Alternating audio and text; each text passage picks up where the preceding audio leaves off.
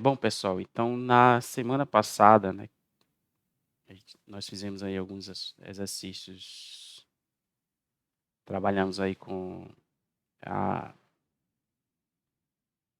na verdade, vimos alguns conceitos aí relacionados ao transformado de Laplace, né? Então, basicamente, como é que a gente pode calcular transformadas de funções definidas no domínio do tempo e também como é que a gente pode usar SymPy, né, para nos auxiliar nessa parte também, né?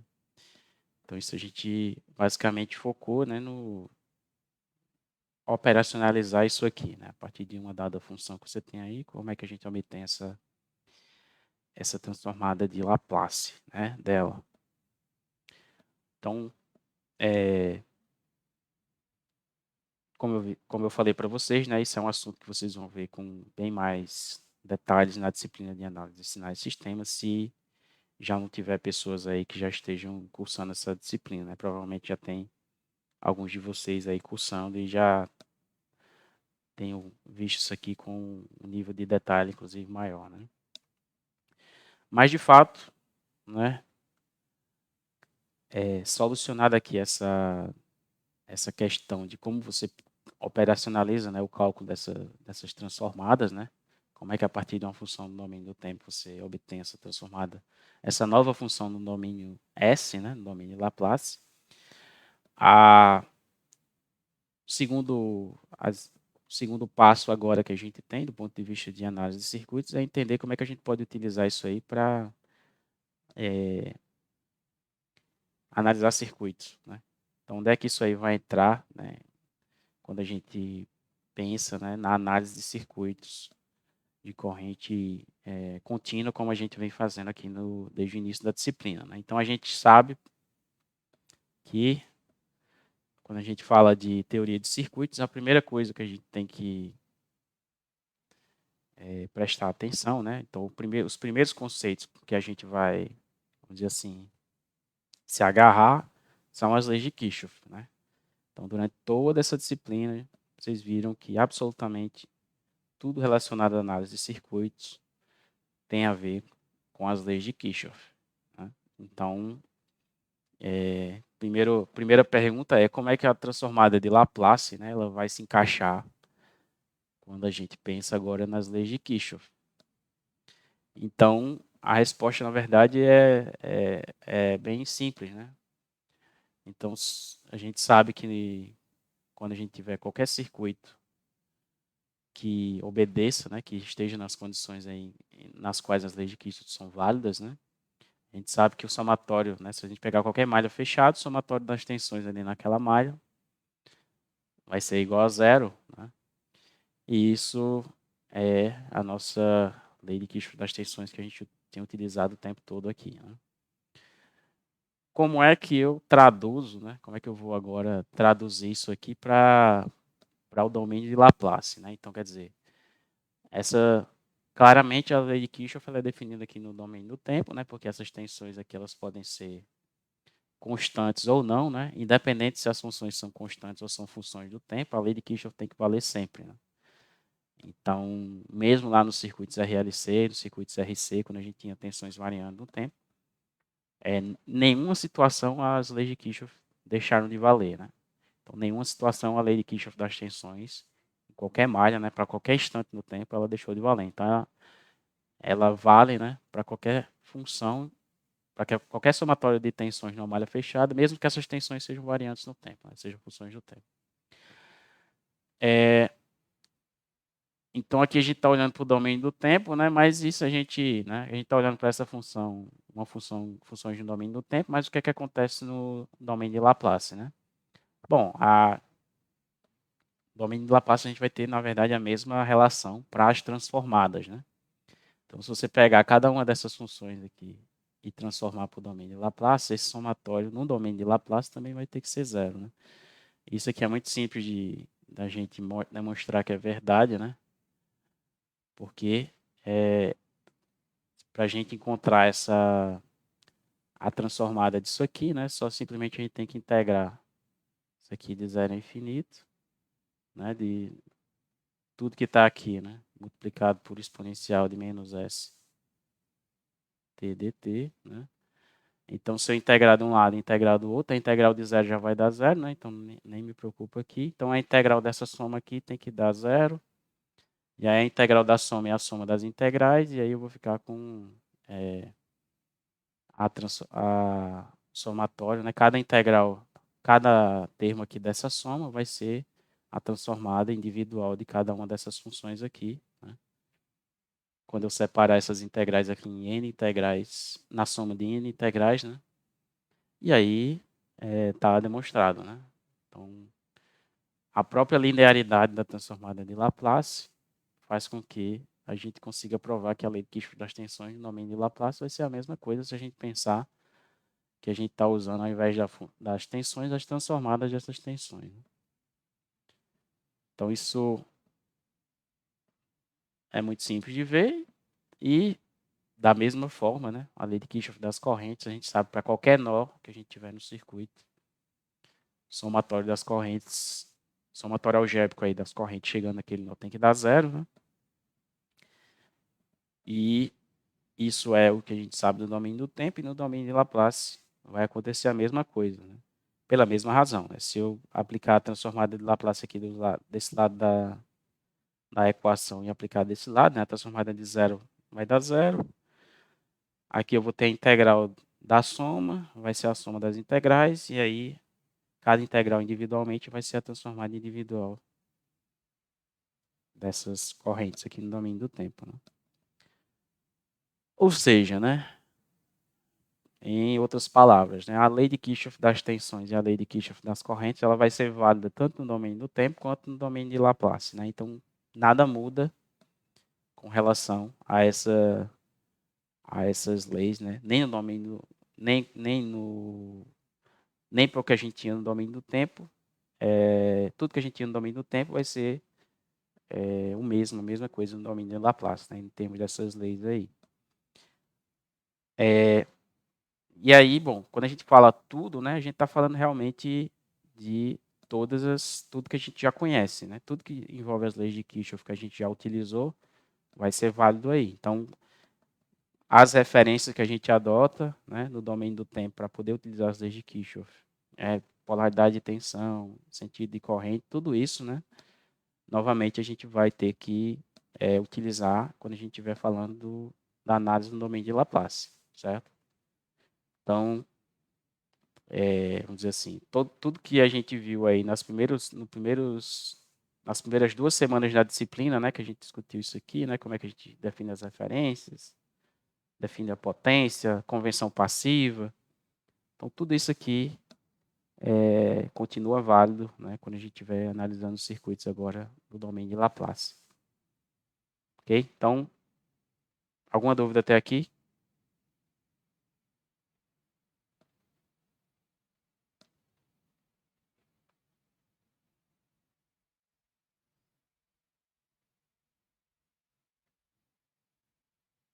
Então, se a gente pensa, bom, lei de Kirchhoff, ok, né? Então aqui agora a gente já sabe que as leis de Kirchhoff vão ser válidas no domínio de Laplace também.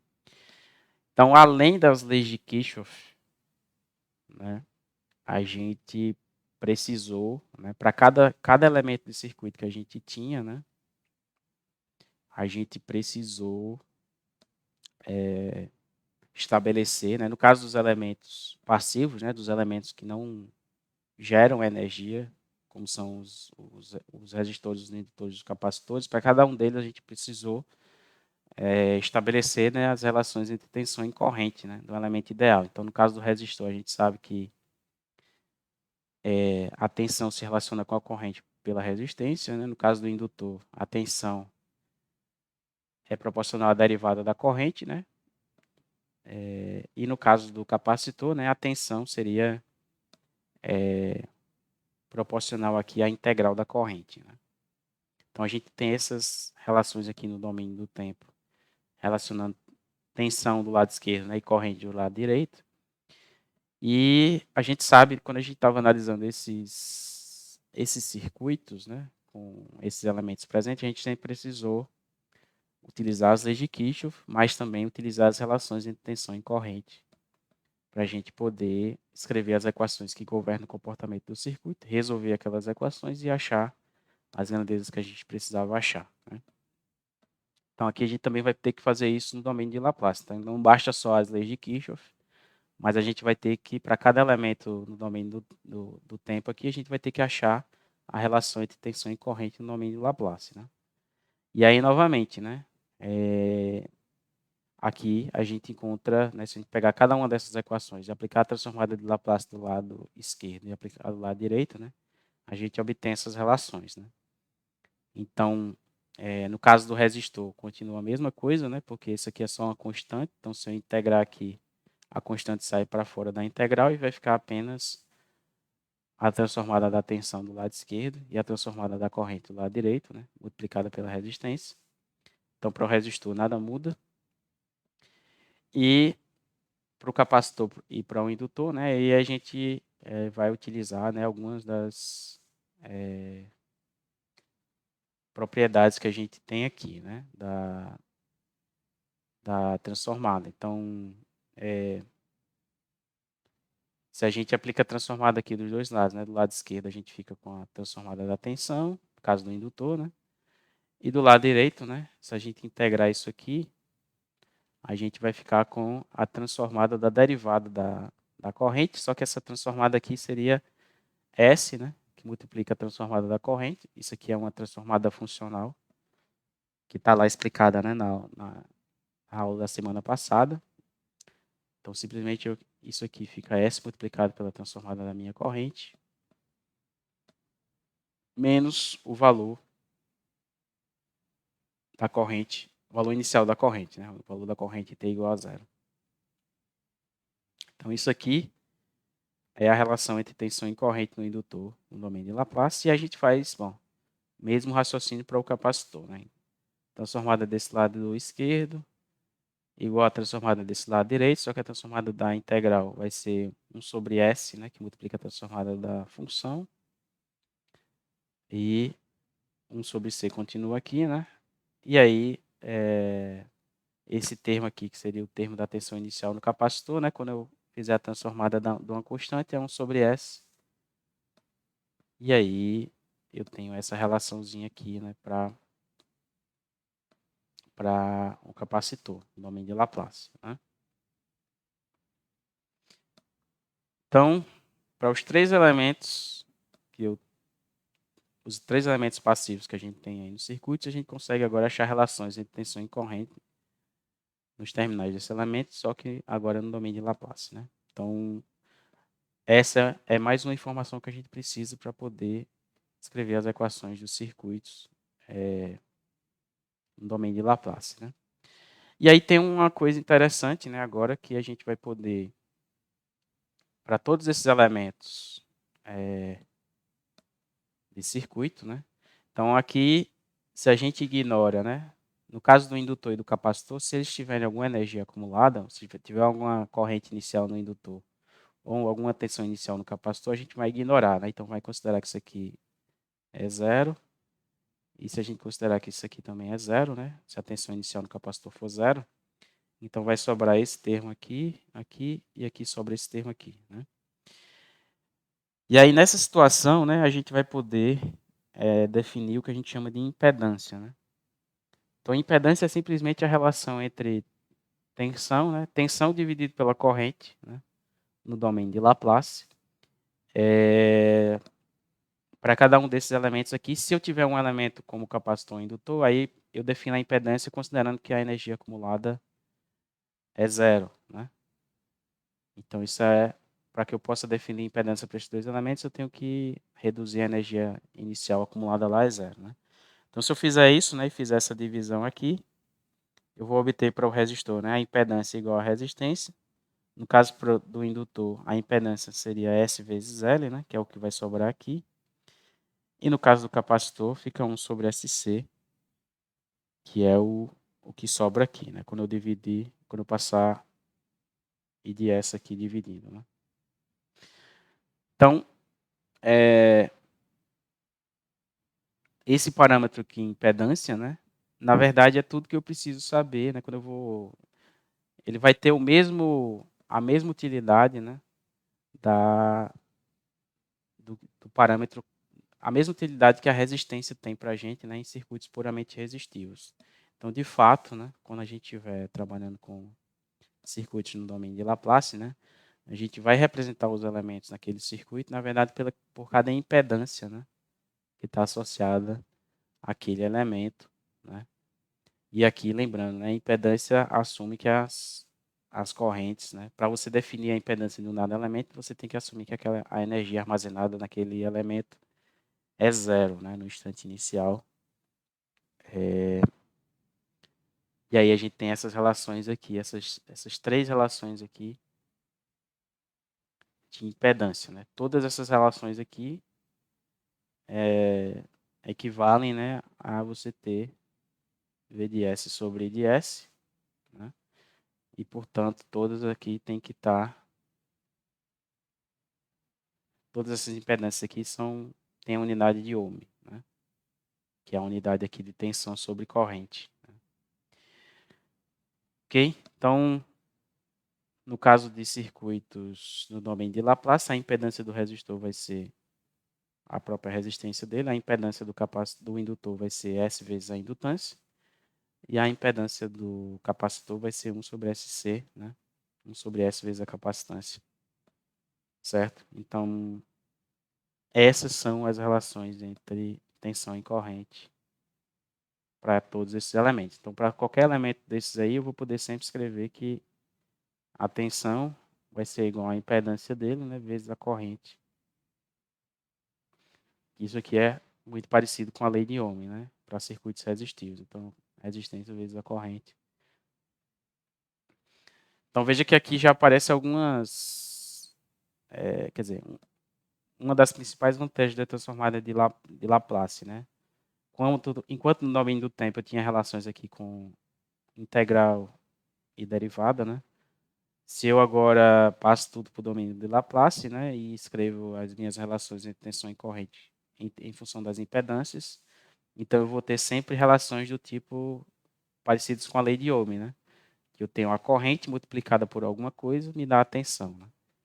Então, no caso do resistor, a corrente multiplicada pela resistência vai me dar a tensão. No caso do indutor, a corrente multiplicada por S vezes zero vai me dar a tensão, obviamente, considerando isso aqui sendo zero, né? E no caso do capacitor, a mesma coisa, né? 1 sobre SC vezes a corrente vai me dar a tensão dos terminais do capacitor. Então, tudo vai agora ser descrito em termos de impedância. E esse termo impedância, né, é um termo que vocês vão se acostumar aí, principalmente a partir da disciplina de circuitos 2, né? Porque em circuitos 2 vocês vão também analisar os circuitos em regime permanente senoidal em termos da transformada de Fourier, certo? E lá também você vai ter transformadas no domínio da frequência, né? Só que agora esse parâmetro S não vai ser mais a variável da transformada de Laplace, mas vai ser a frequência da transformada de Fourier. Mas lá vai valer a mesma coisa, né? Vocês vão sempre poder representar os elementos pelas suas impedâncias equivalentes. E aí isso vai facilitar também a análise dos circuitos lá no regime permanente senoidal. Alguma pergunta, pessoal?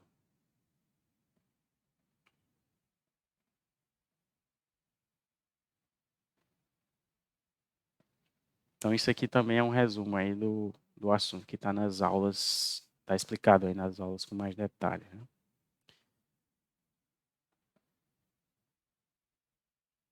Bom, então aqui agora nossa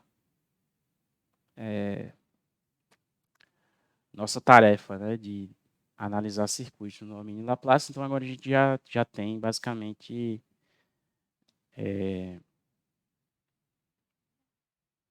duas informações, né, muito importantes, né, e as informações que na verdade são as informações que a gente necessita para poder analisar esse circuito no domínio Laplace. Né? Então a primeira informação, né, é que as leis de Kirchhoff vão ser válidas no domínio de Laplace, assim como são no domínio do tempo. Então a gente pode aplicar essas leis de Kirchhoff no domínio de Laplace, da mesma forma que a gente aplicava no domínio do tempo. E também a gente agora tem, né, no domínio de Laplace, as relações entre tensão e corrente que a gente precisava, a gente sempre utilizou, né, no domínio do tempo para escrever as equações do circuito. Então, a gente agora já tem também essas relações no domínio de Laplace. E a gente vai poder utilizar isso aí para analisar os circuitos, né, no domínio de Laplace. Bom, só com isso aqui, então a gente já tem as ferramentas, né? Vamos dizer assim, entendendo, primeiro passo, né? Entender o que é a transformada de Laplace, né? Entender qual é a relação entre essas duas funções aqui. Segundo passo, entender que as leis de Kirchhoff no domínio de Laplace vão ser válidas assim como são no domínio do tempo, né? E o terceiro passo, né? Estabelecer aqui as relações entre tensão e corrente, né? No domínio de Laplace para todos os elementos passivos que a gente já já conhecia, né? Então, com essas três informações, a gente já estamos aptos, né, a analisar circuitos no domínio de Laplace, né, assim como a gente analisava no domínio do tempo. Então, vamos ver aqui um exemplo, né, de como é que a gente pode fazer isso aí na prática, né? Alguma dúvida, pessoal? Até aqui, podemos passar aqui para fazer um exemplo? Ou alguém gostaria de fazer alguma pergunta sobre alguma coisa que a gente discutiu aqui anteriormente?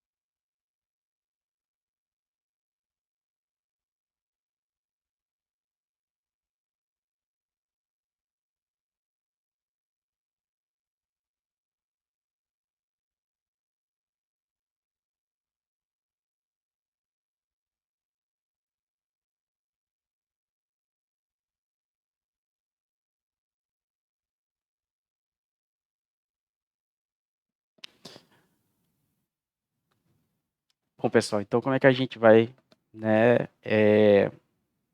fazer, né, esse pulo, né, do domínio do tempo para o domínio de Laplace, né, num circuito que tem aí todos esses elementos ou sei lá, um conjunto desses elementos aí passivos que a gente já conhece, né? Bom, então primeiramente a gente tem aqui um exemplo, né, que a gente tem um circuito aqui no domínio do tempo. Então veja que esse circuito tem uma fonte de corrente, um resistor, outro resistor aqui, e tem 3 capacitores, né, de 10 milifarad. Veja que aqui já está indicado algumas correntes, né, algumas polaridades aqui de tensão para referência. E esse é o nosso circuito, né, no domínio do tempo. Então, aí vocês podem perguntar, bom, o que é que eu quero com esse diagrama de circuito? Eu quero poder, dado, né, as informações que estão presentes aqui no diagrama, né? Então, por exemplo, aqui eu tenho já uma informação aqui dessa fonte, né? Então, essa fonte aqui, veja que não apareceu a chavezinha aqui, né? Para indicar que eu estou fechando isso aqui. Mas, na verdade, essa fonte aqui, né? O comportamento dela é um comportamento de degrau, né? Então, veja que aqui eu já tenho uma informação importante no diagrama, né? Que não está indicada aí como uma chave, mas, de fato, está acontecendo aí um degrau, né? De corrente, porque essa fonte de corrente, né, ela está se comportando da seguinte maneira, né? Então, aqui a gente tem, se a gente chamar essa corrente aqui de, por exemplo, vou chamar isso aqui de S, né? De T. Então, se a gente for escrever um gráfico aí de IDS dt, pelo que tá descrito aqui, na verdade, IDS dt seria 4 vezes o de t, né? Ampere, e o de t é a função degrau, né? A gente conhece. Então, na verdade, esse gráfico aqui é alguma coisa do tipo...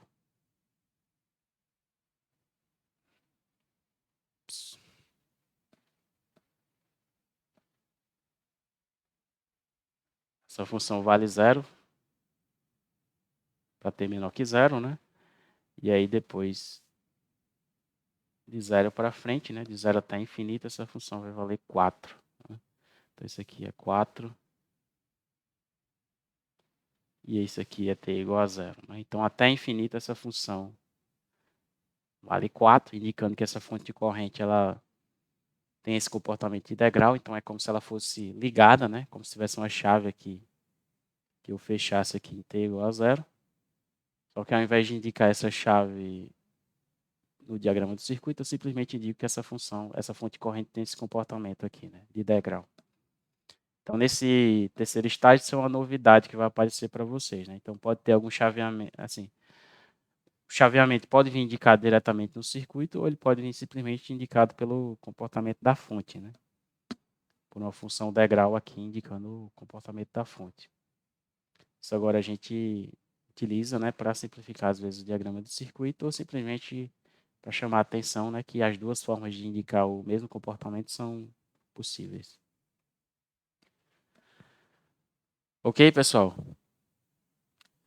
Então veja que eu quero, né?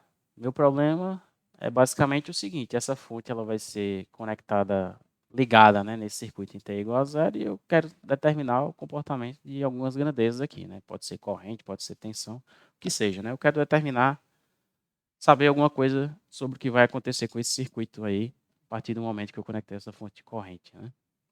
Então esse é o tipo de problema que a gente quer resolver quando a gente pega esse circuito aí no domínio do tempo. Só que agora a gente quer, na verdade, não fazer análise aqui no domínio do tempo, mas a gente quer analisar isso aqui, né, passando para o domínio de Laplace. Né? Então, a gente quer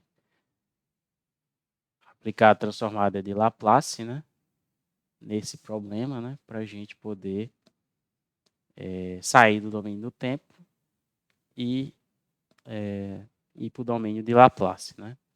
Então, na análise de circuitos, né, a forma mais comum, né, e mais prática da gente fazer isso é a gente converter o diagrama de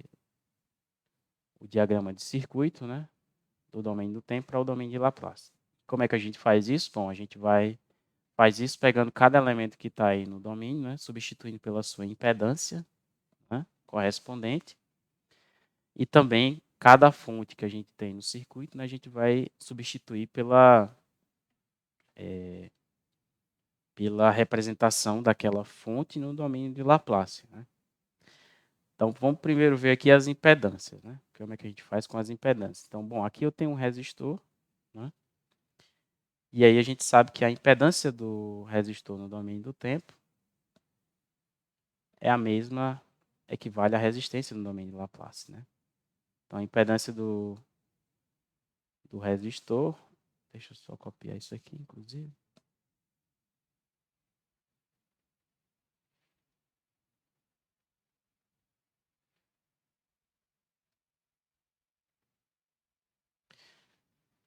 Então, a impedância dos resistores, né, no domínio de Laplace é a mesma resistência, né, no domínio do tempo. Então, eu simplesmente, né, para os resistores nada muda. Então, veja que aqui no domínio de Laplace, o diagrama desse circuito, para os resistores, né, continua com a mesma indicação aqui. Só que aqui a gente tem resistência, né, e aqui a gente tem impedância. Né. Então, essa é a única diferença conceitual. Né. Mas o valor da impedância, né, no domínio de Laplace equivale à resistência no domínio do tempo. Então, um resistor trivial, né? Bom, no caso do capacitor, né, como a gente aqui só tem capacitores nesse circuito, fora os resistores, né, de elemento passivo. Então, no caso do capacitor, a gente substitui a impedância do capacitor, né, 1 sobre SC, né? Então, aqui no caso, a gente tem C para a gente, né? Todos os capacitores têm a mesma capacitância, que é 10 milifarad. Então, isso aqui seria 10 vezes 10 a menos 3, né? Ou seja, isso aqui seria 0,01 farad, né? Para cada um desses capacitores aí, 0,01 farad. Então, se a gente for calcular a impedância, né, desses capacitores aí, isso aqui seria 1 sobre SC. Então, isso aqui ficaria 1 sobre S vezes 0,01. E 1 sobre isso aqui seria, quer dizer, 1 sobre 0,01 seria 100, né? Então, isso aqui ficaria exatamente 100 sobre S. Né? Unidade ohm, né? Então, veja que, se a gente olha o diagrama de circuito, os capacitores aqui estão indicados, né, pela impedância correspondente. Certo? Então, cada um dos 3 capacitores agora está indicado pela sua impedância correspondente, que é 10 sobre S, ou 100 sobre S, desculpe.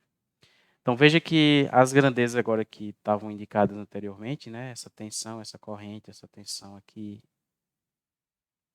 VA, VB, VC, né, e B e A, agora elas estão indicadas aqui no domínio de Laplace. A gente tem a indicação da transformada de cada uma dessas grandezas. Né? Então, aqui a gente tem a transformada de B, aqui a gente tem a transformada de A, a transformada de VB, transformada de VA e transformada de VC. Né? Note que, né, as referências para a polaridade, como eu falei, né, que a gente utiliza aí nas leis de para escrever as equações das leis de Kirchhoff, todas essas referências aqui, né, de polaridade e de sentido para corrente, elas continuam as mesmas. Né? Então, nada muda nesse aspecto aqui. Ok? Bom, para esse problema em específico, né, foi dito que a energia acumulada inicialmente nesses capacitores, né, em T igual a zero, era zero. Né? Então, de fato, nesse caso aqui, esse termo aqui, que aparece na relação de tensão em corrente do capacitor, isso aqui seria zero. Né? Então, só sobraria isso aqui para o capacitor. Bom, se tivesse alguma energia inicial armazenada no capacitor, aí esse termo aqui não seria zero, né? Então, aí nesse caso, quando você converte o capacitor, né, para o domínio de Laplace, apareceria esse termo aqui com a impedância, só que apareceria aqui, insere com o capacitor uma fonte de tensão, certo? Uma fontezinha de tensão com esse valor aqui, né, 1 sobre SV0, por exemplo, né, insere. Ou poderia aparecer uma fonte de corrente, certo? Em paralelo com essa impedância aqui. Certo? Então, uma dessas situações, né, se eu tiver a energia armazenada no capacitor, eu vou ter que adicionar um termozinho extra associado com a impedância, né, do elemento. Então, tem duas opções para escolher, né? Vou colocar aqui para vocês. No caso do capacitor,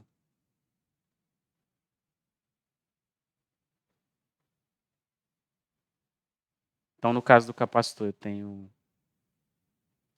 essa situação aqui, né, em que eu posso colocar uma fontezinha de tensão em série, né? Polaridade é a mesma, veja que o sinal positivo, polaridade é a mesma da tensão VS, né? Então, ou então eu posso colocar uma fonte de corrente em paralelo. Né?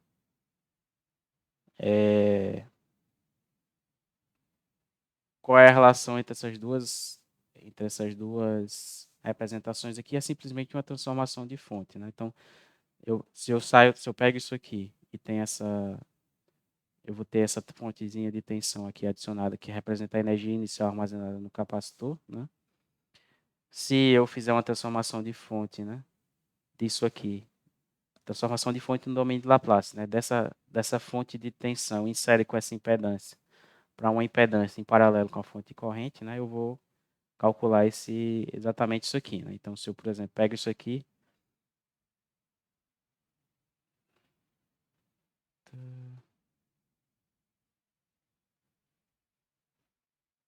se eu pegar isso aqui, então isso aqui seria o meu CDS, né? Então aqui eu tenho uma fontezinha de tensão que tem esse valor aqui, né? Então, se eu transformar isso aqui, né? Transformação de fonte, a gente sabe que a relação que vai ser válida também no domínio de Laplace, né?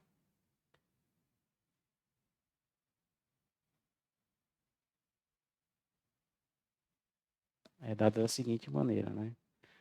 Então, a gente sabia lá no domínio do tempo, deixa eu colocar aqui no domínio do tempo, né? Então, para a gente transformar a fonte de corrente em paralelo com a resistência numa fonte de tensão em série com a mesma resistência, né? Eu calcularia a tensão multiplicando a resistência pela corrente.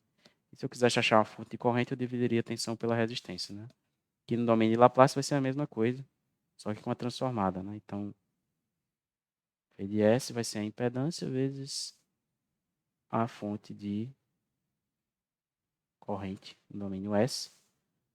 Então, se eu tiver fonte de tensão em série com a impedância, né? Eu posso calcular a fonte de corrente dividindo a tensão pela impedância, né? Então, aqui, por exemplo, se eu dividir essa tensãozinha pela impedância, né? V0 sobre S dividido pela impedância, né? Que é 1 sobre SC, né? Então, isso aqui seria V0 sobre S multiplicado por SC, né? Sobre 1. Então, S com S vai embora, vai ficar só C vezes V0, né? Então, C vezes V0 é o valor da fonte de corrente que eu tenho que associar em paralelo, né? Para fazer essa transformação de fonte aqui. Então, veja que a impedância se manteve a mesma. E aqui eu tenho C vezes V0. Veja que o sentido da fonte de corrente aqui está obedecendo a polaridade dessa fonte de tensão. Certo? Então, simplesmente é uma transformação de fonte aqui. E as polaridades de referência que eu tinha antes, né, mais ou menos para VS, e o sentido da corrente se mantém, né, da corrente S, passando pela associação. Então, é simplesmente isso. Então, eu acho que é a forma mais simples, né, geralmente, na minha opinião, de você lembrar, né, quando aparece alguma tensão inicial no capacitor ou corrente inicial no indutor, né, é lembrar dessa associação aqui em paralelo, né, que ela é mais em série, desculpe, que ela é mais direta, né, então sempre tem uma fonte de tensão associada em série com a impedância para indicar, né, o valor daquela energia inicial, né, daquela energia inicial armazenada no elemento. E aí, se você quiser, sei lá, por alguma razão, utilizar a representação com a fonte de corrente paralela, é só fazer uma transformação de fonte. Né? No caso do indutor, é a mesma coisa. Né? Então, no indutor, por exemplo, se você tiver por essa relação aqui, né, você adiciona uma fonte de tensão em série com a impedância, só que essa fonte de tensão ela vai ter a polaridade invertida, né, por conta do sinal de menos aqui. Né? Então, ela tem uma polaridade aqui que é menos mais, que é o inverso dessa polaridade aqui de referência aqui, mais menos. Né? Então, novamente, né, tem essa representação em série. Se eu quiser a representação em paralelo, só faço uma transformação de fonte. E acho essa representação aqui em paralelo. Ok?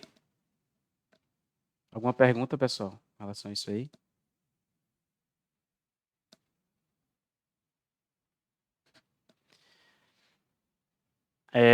Então, bom, nesse caso aqui, como é dito no enunciado do problema, né, que as tensões nos capacitores aqui são todas nulas, né, então a gente não precisa se preocupar com aquela fonte, né, porque ela não existe, então esse termo aqui não existe, sobra só a impedância mesmo, né. que a gente já colocou aqui. Ok, então, feita essa transformação aqui no diagrama de circuito, a gente agora já tem, do ponto de vista para análise de circuitos, né, a gente já tem como trabalhar com esse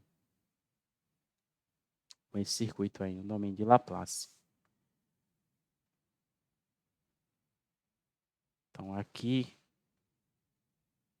vamos ver como é que a gente pode fazer isso, né? Sim, só um detalhe que eu esqueci de falar aqui, né?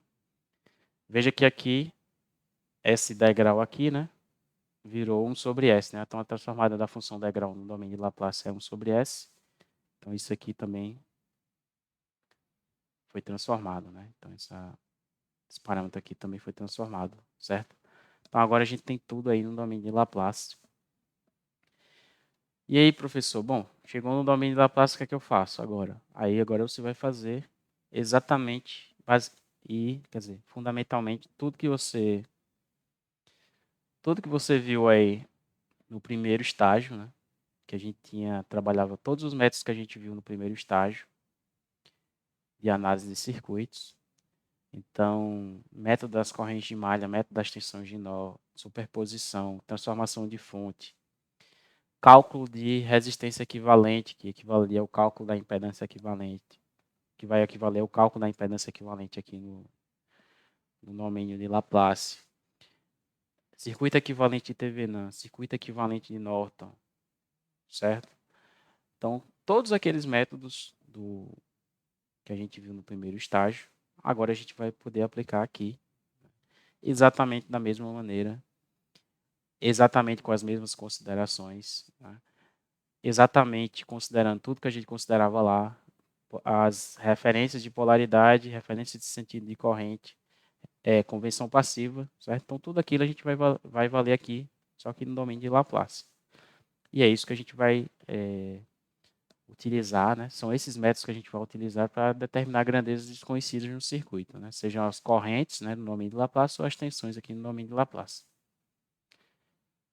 Então, para esse circuito aí em particular, né, se a gente tivesse que escolher, né, um daqueles métodos lá do primeiro estágio para escrever equações para esse circuito, que método a gente escolheria aí? Que método a gente poderia utilizar que talvez facilitasse o nosso trabalho aí? Corrente de malha?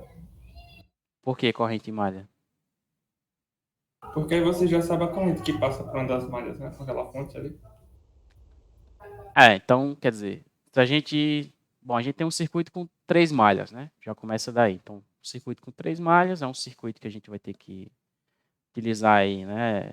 Faz sentido aqui utilizar ou corrente de malha ou tensão de nó, né? Porque são já um circuito relativamente grande. E a gente sabe que esses métodos facilitam o trabalho com circuitos grandes, né? Então, a gente teria que decidir aqui entre tensão de nó e corrente de malha, né? Então, se a gente analisar no caso de nós, né? A gente tem um nó essencial, 2, né? 3, 4, né? Como a gente toma como referência, a gente teria 3 nós essenciais para escrever equações para eles, né? Então, a gente ficaria com o sistema 3x3 para trabalhar, se a gente escolhesse o método das tensões de nó. No caso das correntes de malha, né, a gente tem 3 malhas simples, só que uma dessas malhas a gente tem uma fonte de corrente, e aí automaticamente se a gente for escrever equações aqui, uma das correntes de malha a gente já amarra, né? A gente já tem um valor. Então, nessa situação, a gente não precisaria escrever um sistema 3x3, né? Ficaria apenas um sistema 2x2, né? Porque uma corrente a gente já sabe. Então, aqui nesse caso, para esse circuito, o método das correntes de malha é o método mais simples, né? Da gente trabalhar. Novamente, né? Qualquer método que a gente for utilizar do primeiro estágio vai ser válido aqui, né?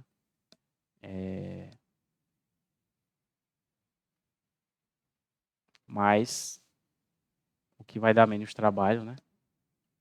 Para esse circuito aí seria o método das correntes de malha. Então, primeiramente, né, vamos colocar algumas referências, né, para elementos que não têm ainda referência, né? Então, para esse resistor aqui, por exemplo, a gente não tem nenhuma referência anotada. Vamos anotar essa daqui. Para esse resistor aqui também está faltando, né, a polaridade da tensão. E aí agora vamos colocar as correntes de malha, né? Então vamos fazer o seguinte. Para essa malha aqui a gente coloca uma corrente aqui. Lembrando que essa corrente vai estar no domínio de Laplace, né? Então vamos colocar aqui, chamar isso aqui de 1, né? Com I maiúsculo. Aqui nessa malha de cima, vamos colocar uma corrente também aqui no sentido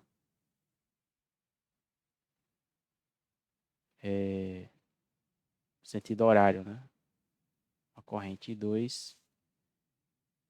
E para essa última malha aqui do lado direito, vamos colocar aqui uma corrente, indicar que é uma corrente 3. Né? Então, cada malha simples agora já tem uma corrente. E aí, como é que a gente vai agora?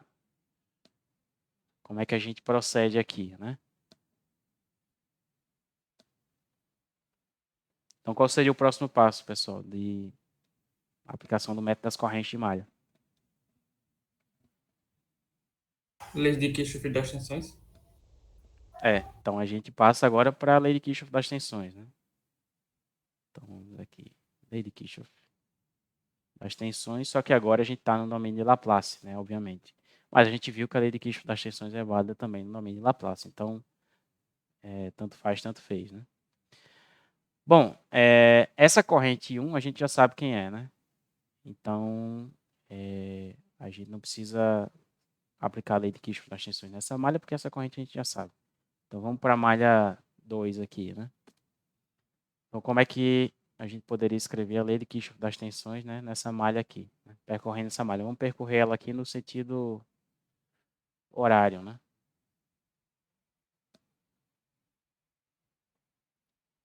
Então, qual seria o primeiro termo aí da lei de Kirchhoff das tensões nessa malha, se a gente percorre ela aqui no sentido horário, né? Saindo daqui, vindo por aqui, passando por aqui e depois voltando aqui por esse resistor, chegando de volta no ponto. Qual seria o primeiro termo?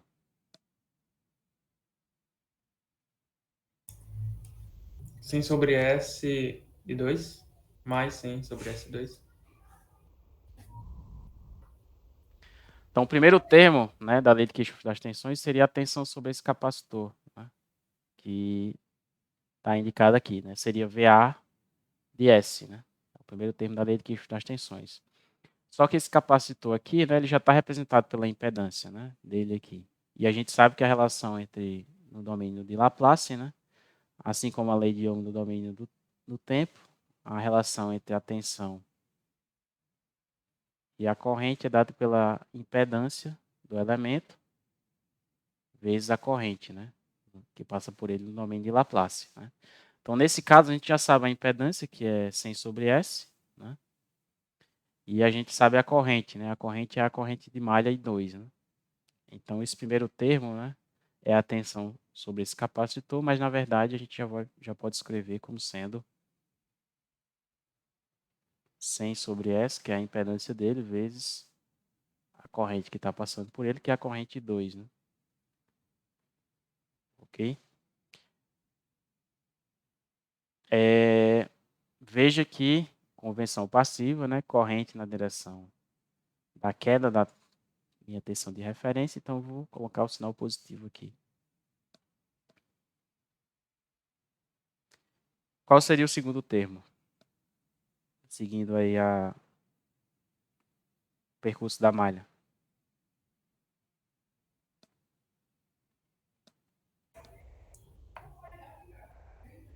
Menos 100 sobre S e 3 menos E2.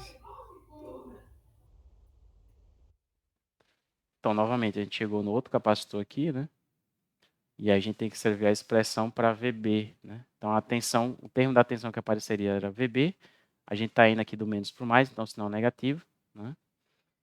E aí falta escrever a expressão disso aqui em termos da impedância da corrente, né? Então, a impedância é 100 sobre S. E a corrente que está passando por ele, né, aí, né? Bom, vem a corrente 2 aqui e vem a corrente 3 aqui, né? Então, se a gente considera, né, que a corrente resultante está vindo nesse sentido aqui, né? Então, que a corrente seja I3 menos I2. Se a corrente for I3 menos I2, então a gente, pela convenção passiva, né? Se a corrente está nesse sentido aqui, corrente na direção da queda da tensão, então mantém o sinal da lei de Kirchhoff das tensões, né? Se eu tivesse escolhido a corrente como sendo I2 menos I3, aí eu teria que mudar o sinal, né, por conta da convenção passiva, então esse sinal aqui mudaria e aqui ficaria I2 menos I3. Então, novamente, os cuidados que a gente tinha lá com a convenção passiva no primeiro estágio vão ter que voltar aqui, né, da mesma maneira. Bom, e o último termo da equação, qual seria? Menos 50 vezes 4 sobre S menos I2. Então, sinal negativo, né, aumento de tensão aqui, lei de Kirchhoff das tensões. Então, o sinal negativo por conta disso. A impedância vale 50. E a corrente passando nele aqui, né, seria, na direção da queda de tensão, tem o I1 menos I2, né? Só que I1 eu já sei o valor dela, vale 4 sobre S. Então, de fato, isso aqui vai ser 50. 4 sobre S menos I2. Né? Então, fechei a malha. Pela lei de Kirchhoff das tensões, o somatório disso aqui tem que ser igual a zero. Né? Bom, então escrevi a lei de Kirchhoff das tensões para essa malha e agora o que é que eu tenho que fazer, né? Bom, tenho que vou simplificar. Veja que eu tenho duas incógnitas nessa equação, né? I2 e I3, né? Então eu vou simplesmente agora fazer algumas manipulações, né? Para simplificar essa equação. Né? Então o que eu posso fazer, né? Por exemplo, é multiplicar por eu posso multiplicar aí dos dois lados, né? Essa equação por S dividido por 50, né? Para poder simplificar mais ela, né? Então veja que se eu multiplicar esse termo aqui por S dividido por 50, né? 100 dividido por 50 vai dar 2 e S com S vai embora, né? Então vou ficar com só o 2, né? 2 e 2. Aqui a mesma coisa, né? Então vou ficar com menos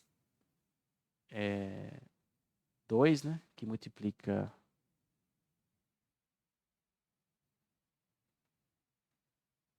I3 menos I2.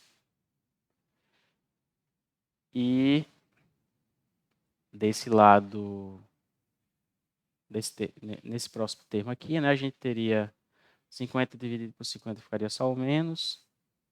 E aí o S multiplicaria o que está dentro aí desses parênteses, né? Então aqui ficaria 4 menos S, né? 4 menos S2. Isso aqui é igual a zero. Né?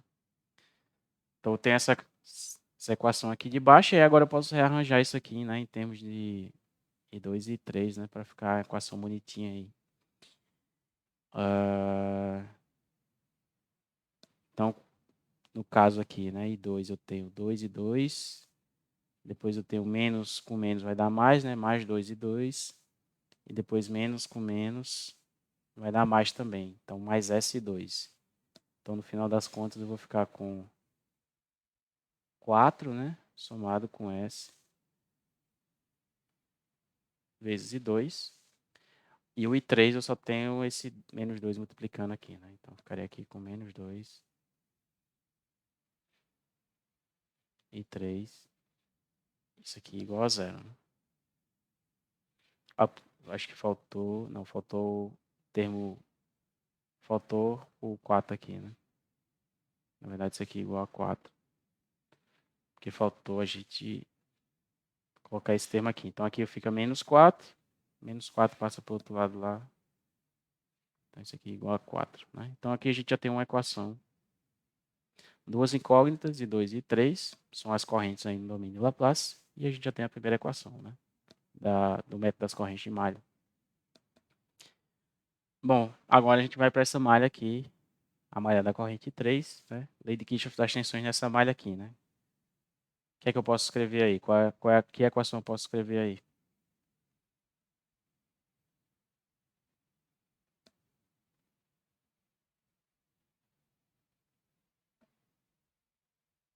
Iniciando por qual componente, professor? Sentido horário aqui, saindo desse nó, fazendo esse percurso e voltando para cá. Então vai ser menos 100 sobre S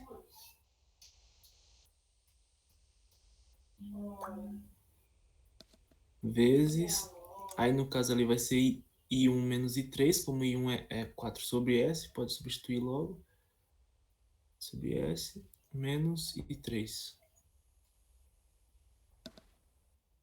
E o próximo termo, os Aí próximos, o próximo é mais 100 sobre S, aí I3 menos I2, vezes I3 menos I2. I3 menos I2. Aí o próximo é o do resistor, que vai ser mais também, mais 50, I3 no caso. Fechou a malha, isso aqui é igual a zero, né? Uhum. Então tá aí a nossa segunda equação, né? Envolvendo aí 2 e 3, né? Então aí nessa equação também eu posso multiplicar, né? Do lado esquerdo e do lado direito por S sobre 50, né? Então aqui vai ficar novamente, né? Menos 2 multiplica 4 sobre S menos I3. Aqui vai ficar 2, né? I3 menos I2. E aqui vai ficar mais S3, né? Isso aqui é igual a zero. Bom, é ir rearranjando os termos, né? Então, vamos ver aqui, né? Então, I2 aparece aqui, né? E aparece só aqui, na verdade, né? Então, aqui vai aparecer só o menos 2. 2 vezes menos 2 vai ficar menos 2. Então, aqui I2 está multiplicado apenas por menos 2, né? I2. E falta agora a gente isolar o I3, né? Então, I3, a gente tem aqui 2 multiplicado por I3, né? Então, menos 2 vai dar mais 2. Então, 2 e 3. 2 e 3 aqui é 4, vai dar 4 e 3, né? Somado com S, né? Então, aqui a gente fica com mais 4 mais S vezes 3, certo? E aí, o termo que sobra, independente, né, vai ser esse aqui, né? Menos 2 vezes 4 sobre S vai dar menos 8, né? Passa para o lado direito, positivo. Então, vai ficar 8 sobre S, né? Então, essa é a nossa segunda equação, né? Então, tem a primeira equação aqui envolvendo I2 e 3, que são as correntes desconhecidas.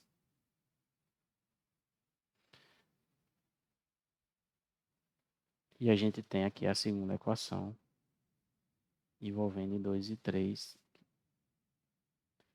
Então, duas equações, duas incógnitas. Agora a gente pode resolver isso aí, né? E determinar quem são essas correntes, né?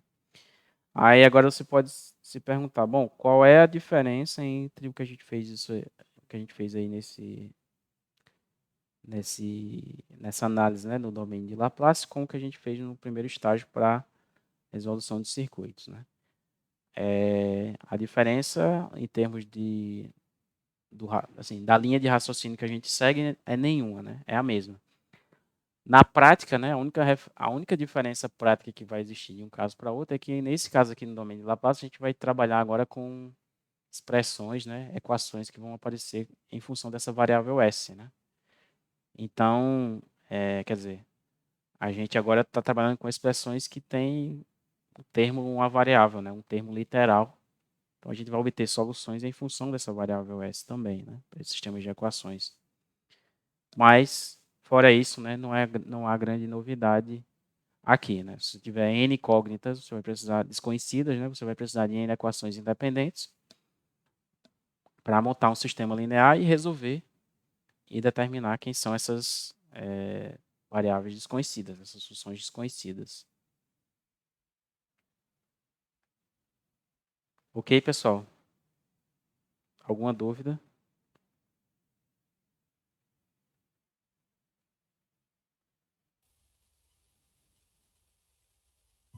Não, professor. Então, no domínio de Laplace, certo? Os mesmos, vamos dizer assim, procedimentos lá do primeiro estágio, né, na análise de circuitos resistivos, a gente vai seguir, né? Inclusive quando a gente estiver escolhendo o método para analisar o circuito, certo? Qual é o método que a gente acha que vai dar menos trabalho, qual é o método que a gente acha que vai nos entregar a solução de forma mais rápida, certo? Com menos cálculos. Então, toda aquela análise lá que a gente fazia para saber se a gente aplicava o método das tensões de nó, o método das correntes de malha, ou o que seja, né, superposição, aqui também a gente vai seguir, né? Bom, a gente tem esse sisteminha aqui para resolver e, bom, você pode resolver isso aqui na mão, né? Também não é difícil, são duas variáveis apenas. Mas, novamente, a gente pode recorrer, né, ao Jupyter, né? Para a gente poder resolver isso aí, né? Trabalhar com esses sistemas. Então, vou vir aqui e vou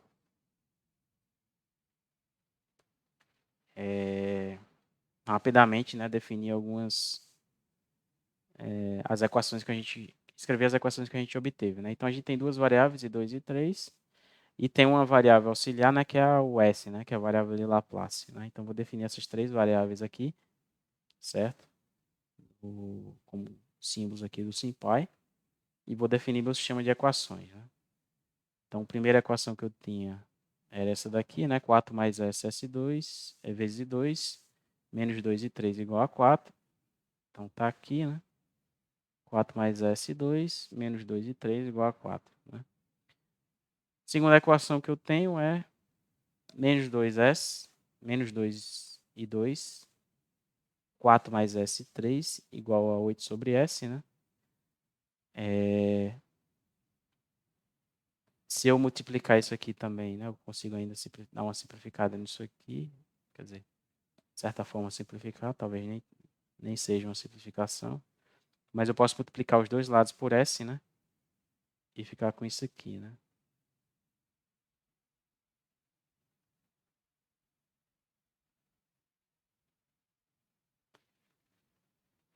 Então, isso aqui também seria o equivalente, né? É a mesma equação, apenas multiplicando os dois lados por S. Né? Então, veja que é o que está aqui. Né? Menos 2S2, S que multiplica 4 mais S, igual a 8. Né? Tanto faz se eu tivesse escrito da outra maneira ou dessa maneira ou da outra. Né? Para o SymPy isso seria a mesma coisa. Mas aqui a gente tem, né, nosso sistema de equações. Né? E aí, então, vou resolver, né, esse sistema para poder determinar essas correntes, certo? Então, a primeira corrente a gente já sabe, né?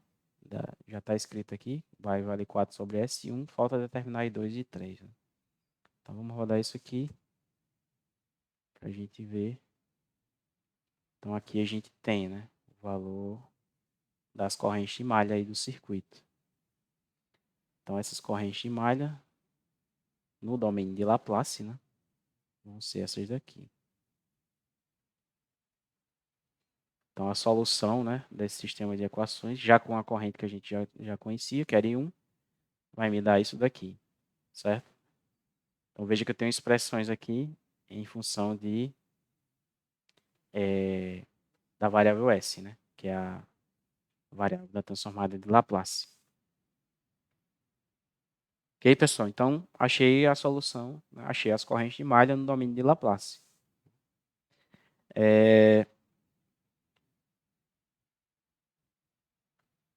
O problema aqui, né, que está no notebook, ele pede para determinar, né, IA de S e B de S, né? Ou seja, essa corrente aqui IA e essa corrente B no domínio de Laplace, né? Então vamos ver como é que a gente pode fazer isso, né? Então no domínio de Laplace aí, quem seria IA de S? Como é que eu escrevo em função das correntes de malha, né? A gente já sabe as correntes de malha, como é que eu escrevo IA em função das correntes de malha?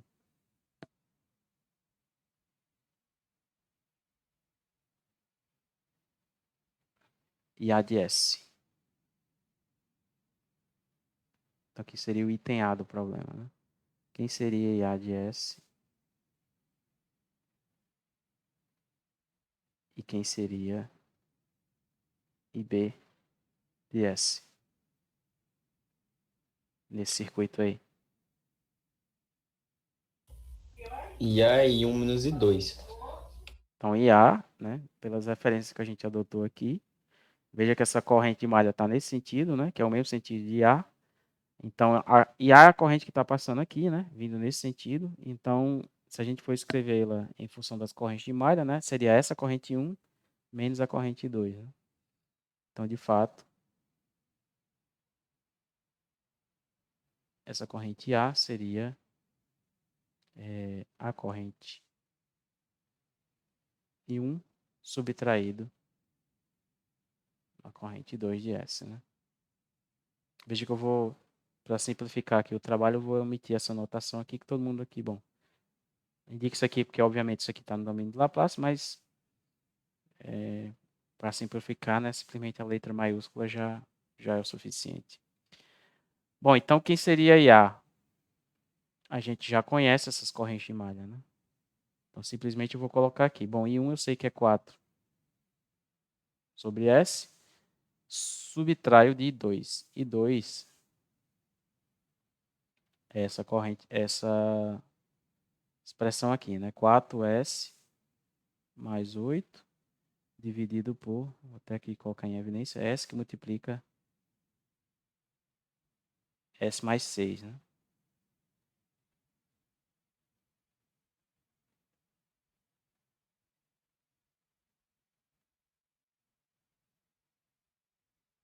Ok?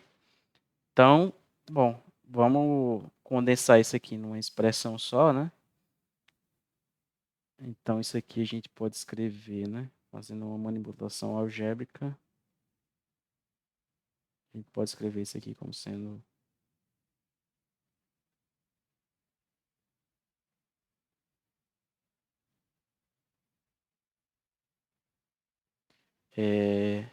então, esse aqui vai ser o denominador, né? Dessa expressão. É o mínimo múltiplo comum. E aí a gente divide isso aqui, né?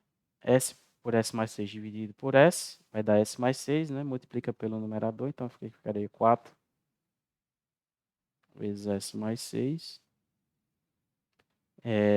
E aí, bom, isso aqui dividido por ele mesmo vai dar 1, né? Então, subtraído de 4S mais 8, isso aqui dividido por S mais 6. Então, daqui a gente fica com 4S aqui, né? Menos 4S vai dar 0, né? E 4 vezes 6, 24, né? Menos 8.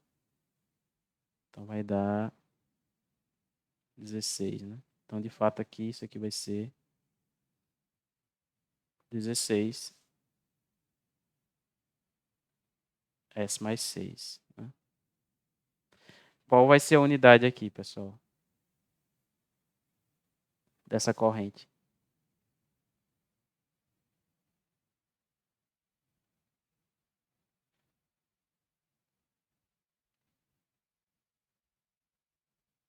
Que unidade eu coloco aqui nessa expressão para IA? Domínio de Laplace.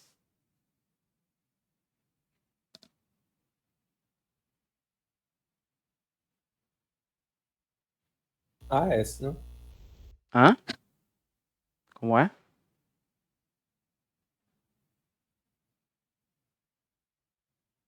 Não é o AS, não? E que unidade é essa, AS?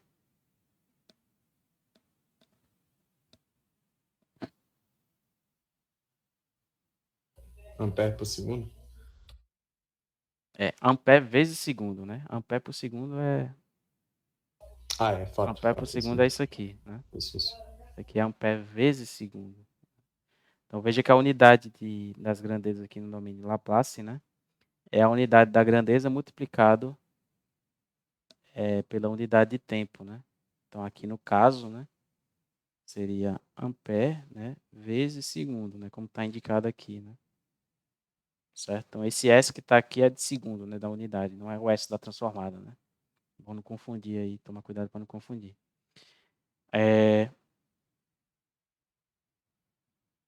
Bom, por que que isso aqui, por que que a unidade disso aqui é ampere, é alguma coisa vezes segundo, né? Porque quando você faz a transformada da função no tempo, né? Então, se você fizer a integral 0 até infinito de, sei lá, uma corrente aqui no domínio do tempo, exponencial menos st dt, né? Então, veja que isso aqui, esse termo aqui não tem unidade, né? É uma função adimensional. A unidade disso aqui é ampere, né? E eu estou, né, integrando essa função no tempo, né? Então, se eu tiver o gráfico aqui como eu estou integrando essa função aqui, né? Deixa eu só apagar aqui. Se eu tivesse aqui que colocar um gráfico dessa função aqui no domínio do tempo, né? A função que eu estou integrando. Então, eu poderia ter o seguinte. Eu tenho o tempo, eu tenho a minha corrente aqui no tempo, né? Vamos colocar uma função qualquer aqui. Então, se eu integrar essa corrente, né? Veja que isso aqui é só um número, né? Então, isso aqui, embora seja um número complexo, é apenas um número, não tem dimensão, né? Então, se você imaginar, você pode até imaginar que isso aqui fosse 1, por exemplo, né? Para simplificar a sua vida. Essa integral aqui, né? Mesmo que esse termo aqui fosse 1, seria uma integral de corrente vezes o tempo, né? Então, seria a área abaixo dessa curva aqui, né? Certo? Então, a área aqui abaixo dessa curva. Então, a unidade dessa área aqui, né? Aqui a altura é medida em ampere, né? E aqui a base vai ser medida em segundos, né? Por exemplo, se o tempo aqui for em segundos, né? Então, obviamente, a unidade dessa área aqui seria ampere vezes segundo. Certo? Então, isso aqui, né, vem... Por que é ampere vezes segundo? Né? Vem da análise dimensional da transformada, né? Quando você integra, você está calculando, né, o somatório do produto entre uma função que tem uma unidade e a variável tempo que tem outra unidade, né? E aí, obviamente, o resultado disso aqui tem que ser seria equivalente a uma área, né? Se você pensar de uma forma mais abstrata, e a unidade dessa área aqui, né, teria que ser a unidade aqui das dimensões, né? Então, ampere vezes segundo, certo? Então, por isso que as unidades de todas as grandezas aí no domínio de Laplace é sempre a unidade da grandeza vezes o segundo, né? Ok. Então, aqui a gente já achou a corrente A, né? E quem seria a corrente B aí?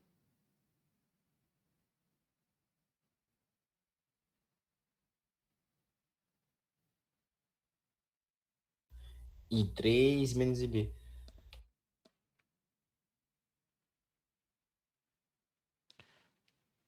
IP é I2, né? É só I2. A corrente I... Quem é que seria a corrente B? Aí, deixa, não. Alguém falou aí alguma coisa de 3 menos alguma coisa?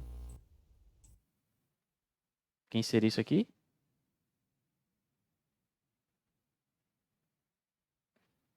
Eu acho que é só em 2, né? Eu escutei alguém falar aí 3 alguma coisa. Não, achei que era de 3 menos de 2. Então, Não. então veja que essa corrente B é a que está passando aqui, né? Aqui a corrente de malha é só I2, né? Só é ela que está passando aqui. Então, de fato, isso aqui já é igual a I2, que é a corrente de malha que a gente achou. E isso aqui vai dar 4S mais 8 dividido por S mais 6, né? Novamente, ampere vezes segundo. Ok? Então, tá feito aí, né? Tá finalizado aí, né? A resposta, né? Para o problema que a gente tinha no domínio de Laplace, né? Então, veja que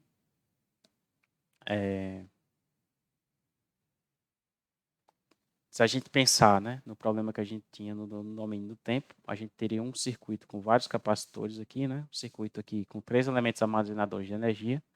Então, ao escrever as expressões para as equações diferenciais desse circuito aí, a gente encontraria uma equação de terceira ordem, né? Então, uma ordem a mais do que a ordem do circuito RLC, né? Por exemplo. Então, essa equação de terceira ordem já daria um trabalho maior para a gente achar, né, achar as equações, né, achar a solução, né, dela. Então, daria uma EDO de terceira ordem aqui. Então, para a gente evitar de trabalhar com essa EDO de terceira ordem, né, para determinar essas grandezas, a gente fez o quê? Passou para o domínio de Laplace, certo? Porque aí agora a gente vai buscar determinar as transformadas de Laplace dessas grandezas, né? Então, veja que aqui foi muito simples, né? A gente aplicou o método das correntes de malha no domínio de Laplace e rapidamente encontrou aqui, né, as expressões para as correntes aqui, né, IA e B. Então a gente já solucionou o nosso problema no domínio de Laplace. Então a gente não sabe quem são essas correntes no domínio do tempo, mas a gente já sabe quais são as transformadas dessas correntes, né? Então agora a gente tem que fazer a gente faz o percurso inverso, né? Que é pegar, uma vez que a gente determinou a função no domínio de Laplace, aí agora a gente vai buscar quem é a função no domínio do tempo que está associada, né, a essa função no domínio de Laplace, né? Então aqui a gente achou IA e B no domínio de Laplace. Se a gente quiser achar IA de t, né, e B de t, a gente vai precisar achar a função no tempo cuja transformada de Laplace é essa daqui e cuja transformada de Laplace é essa daqui, certo? Então, veja a volta que a gente está dando para resolver esse problema aí no domínio do tempo, né? Porque, obviamente, né, uma vez que eu cheguei aqui e determinei essas expressões no domínio de Laplace, isso aqui não me diz muita coisa do ponto de vista prático, né? Então, você está analisando lá um circuito qualquer, sei lá, um circuito que está, um circuito de controle, um circuito de instrumentação que você tenha para realizar alguma função. E aí você vai analisar e você dá, a resposta do circuito é essa daqui, né? Uma transformada de Laplace. Você dá S, 4S mais 8 dividido por S mais S sobre 6, né? Então tá aqui a resposta, né? Sim, mas isso aqui significa o quê? Isso aí não tem muito significado, né? Porque essa corrente está... Quais são os valores que essa corrente atinge, né? Qual é ela está oscilando, ela tem um pico, ela é uma corrente constante. Que tipo de corrente é essa, né? Que tipo de comportamento esse circuito tem, né? Então, obviamente, você vai olhar para isso aqui e essa informação você não vai obter de maneira direta, né? Então, na verdade, a gente quer pegar cada uma dessas expressões no final e voltar para o domínio do tempo, né? Para aí sim poder dizer alguma coisa sobre o que é que está acontecendo naquele circuito, né? Então, o último passo agora, né, é a gente escrever essas expressões, né, no domínio do tempo, né? E aí, para isso, a gente vai fazer uso de um conceito que vocês já viram, né? Principalmente, vocês já devem ter visto em cálculo, que é o conceito de expansão em frações parciais, né? Então, vamos ver aqui como é que a gente pode rapidamente fazer isso aqui.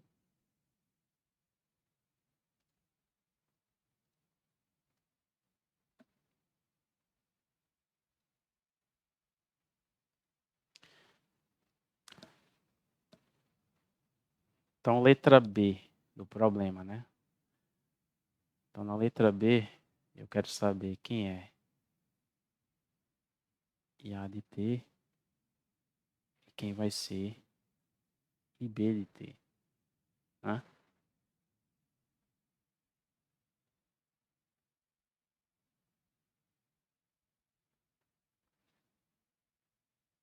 Então, para saber quem são essas correntes aí, né?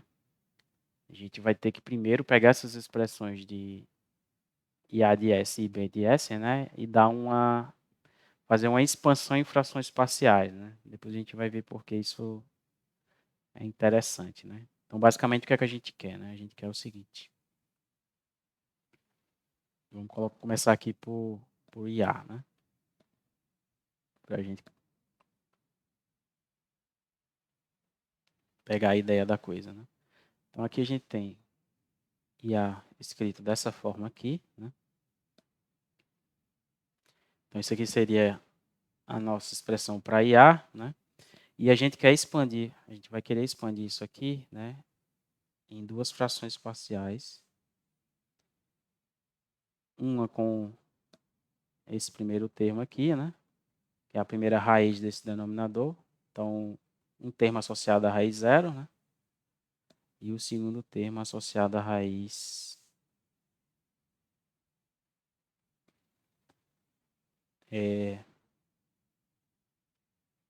menos 6, né? Então, eu tenho dois números aqui que eu não sei quem é, né? K1 e K2. Chamei aqui de K1 e K2. Mas eu quero, na verdade, encontrar uma expressão que seja dessa forma aqui, né? Que seja a soma dessas frações aqui, em que eu só tenho uma raiz aqui no denominador, certo? E aí, a partir dessa expressão aqui, é que eu vou buscar a minha função no domínio do tempo, né? A partir dessa expressão escrita em termos dessas frações parciais. Por que isso? Bom, porque vai ser fácil, a gente vai ver que vai ser muito fácil a gente achar quem são, né, os termos individuais aqui no domínio do tempo associados a cada uma dessas frações aqui. E aí a gente vai poder fazer isso simplesmente comparando, usando uma tabela de transformadas, né?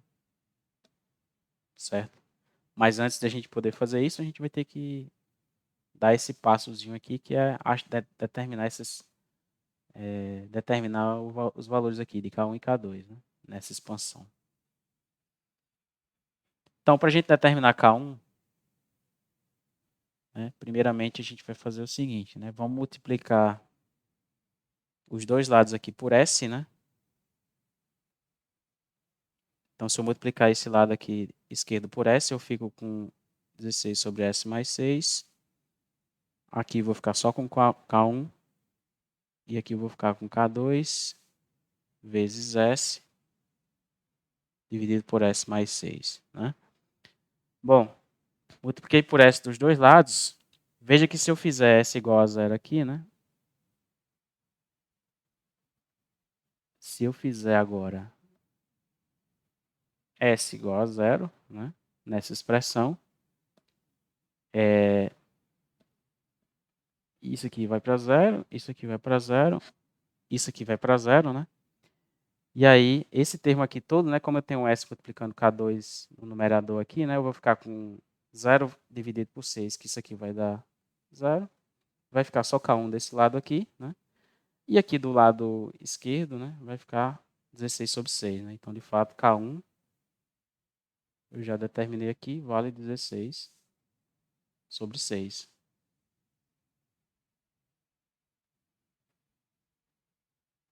Certo? Bom, achado K1, agora eu posso achar K2, né? Para K2 eu vou repetir o mesmo procedimento, só que agora multiplicando por S mais 6, né? Então, eu posso fazer o seguinte. Se eu multiplicar os dois lados dessa expressão aqui por S mais 6, né, eu vou ficar com 16 sobre S. Né? Então, aqui vai ficar K1, S mais 6, dividido por S, somado com K2. Né? Aí, agora, eu pego e substituo S igual a menos 6. Né?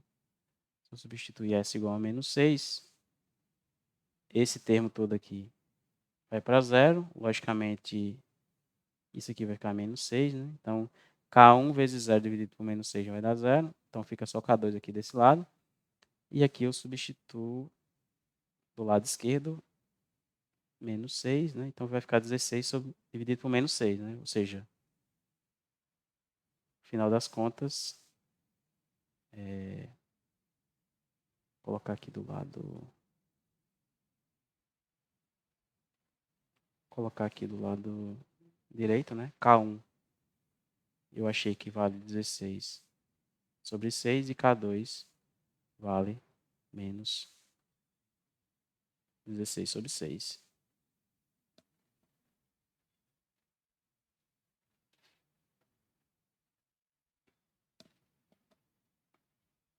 Ok, pessoal? Então, vamos ver aqui, reescrever isso aqui, né? Agora em termos dessas frações aí, da expansão em frações parciais. Então,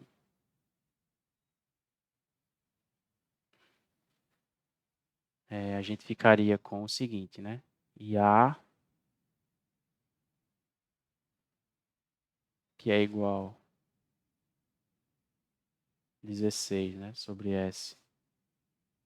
S mais 6, na verdade, pode ser escrito como 16 sobre 6, né? Eu posso até colocar aqui um parênteses, um colchete, né? 1 sobre S menos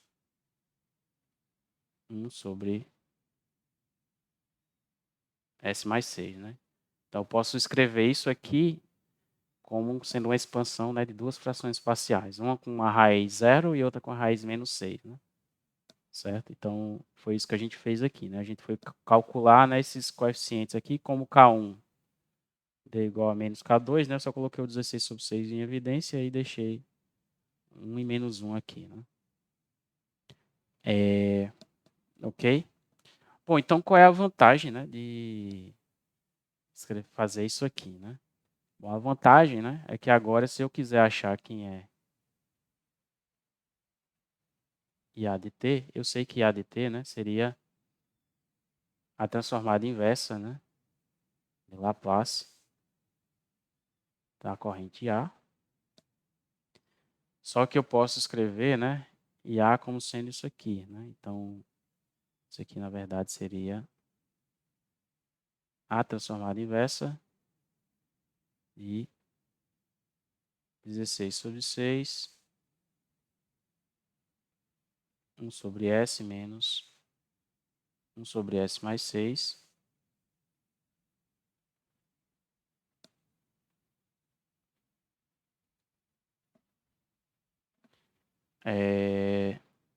E aí agora a gente pode utilizar algumas propriedades da transformada para simplificar isso aqui, né? A gente sabe que a transformada é linear, né? Então, transformada da soma ou da subtração é a subtração das transformadas. E também se eu multiplicar uma constante por uma função, né? A transformada da constante dessa função vai ser a constante que multiplica a transformada da função, né? Então, daqui, né? Eu sei que posso escrever o seguinte, né?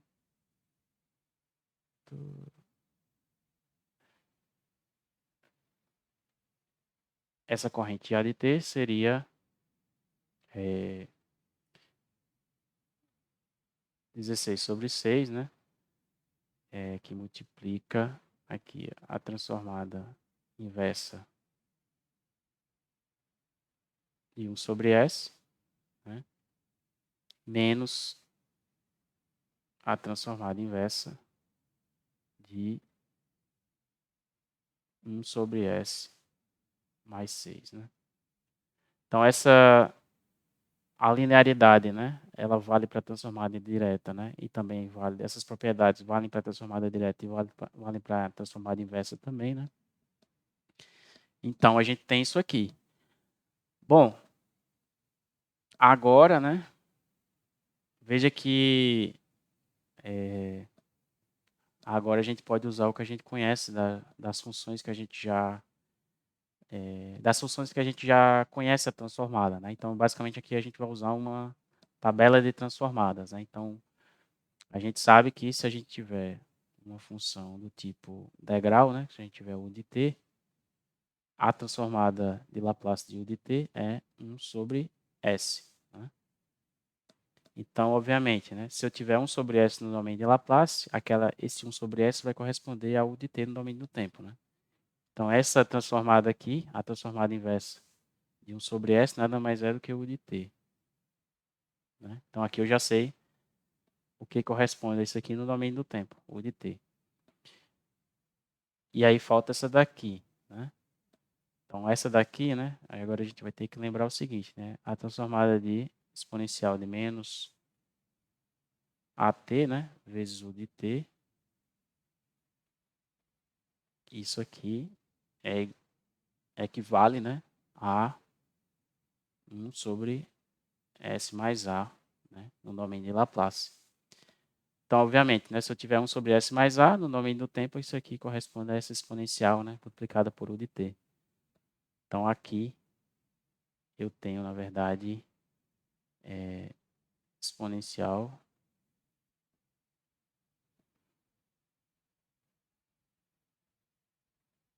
menos 6t, né, vezes U de t. Ok? Então, agora morreu, né? Então, daqui a gente agora já sabe quem vai ser a nossa função no domínio do tempo. Pode perguntar. Professor, na tabela que o senhor usou lá nos slides da aula gravada, nas transformadas funcionais, não está a exponencial multiplicada por U de t, está só exponencial. Isso tem algum motivo? Essa é uma boa pergunta, Francinildo. Eu fiz um comentário na aula passada, né? Que independente de você ter ou não, né? Porque assim, a transformada de Laplace, né, ela é definida pela integral que vai de 0 a infinito, certo? Então, quando você faz o cálculo da transformada, né, você tem a função multiplicada por U de t ou não, né, você vai obter uma função f de s, certo? E essa função f de s, né, ela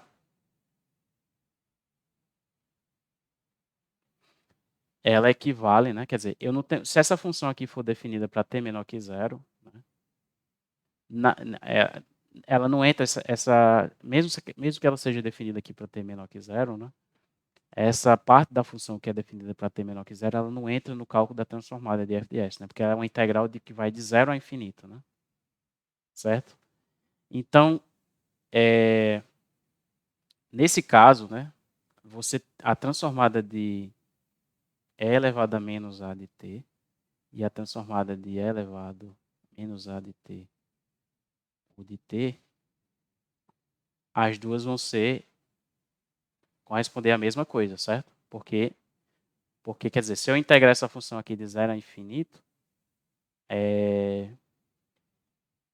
eu vou calcular o meu f de s, né? E essa função aqui, né? De 0 a infinito, o de t vale 1, né? Então, se eu considerar um intervalo de integração, isso aqui também é igual a elevado a menos a t. Certo? Francinildo, tá, acompanhou até aí? Sim, sim. Então, por que quando eu volto do domínio de Laplace para o domínio do tempo, né, eu deixo essa função multiplicada por U de t, né? Veja que no domínio do tempo, se eu tivesse tanto isso aqui ou isso aqui, daria na mesma, né? Então, o cálculo da transformada direta, né, independe se eu estou ou não multiplicando por U de t, né? Inclusive, nas tabelas de transformadas não tem isso aqui multiplicado por U de t, né?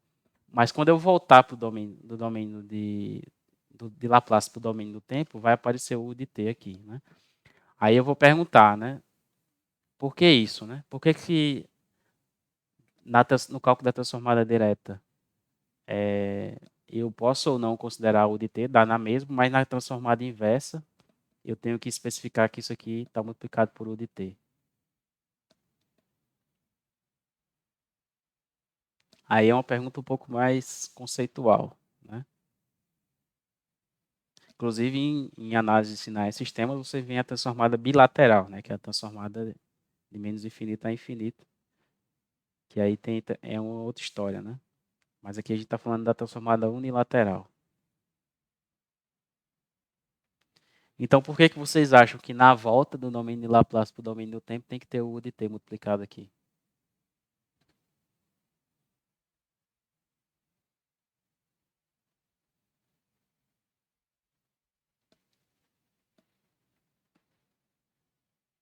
Professor, será que é a mesma lógica da derivada integral, que você tem que adicionar uma constante quando você não sabe o Não, intervalo? não, Algo não, assim? não, não. Tem a ver com esses limites aqui da integração da... Tem a ver com esses limites dessa integral aqui, né? Então, veja que o limite dessa integral, né, é de 0 a infinito, certo? Então, o que quer que seja que esteja acontecendo com essa função f de t, né? Por exemplo, né?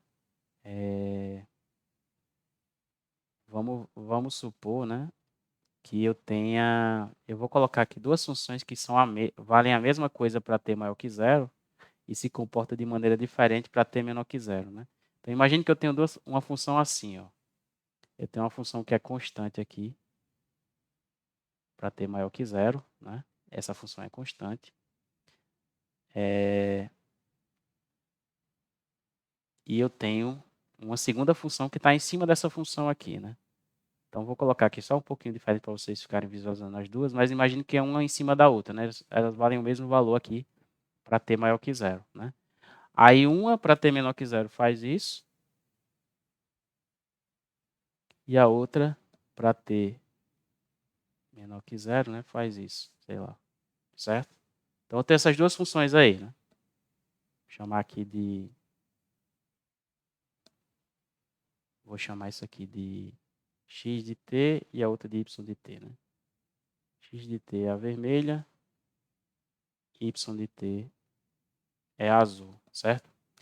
Aí eu vou perguntar para vocês, né? A transformada de Laplace de x de t é diferente da transformada de Laplace de y de t? Se eu calcular esse f de s, né, para as duas, né, vai ser diferente a transformada de x de t da transformada de y de t?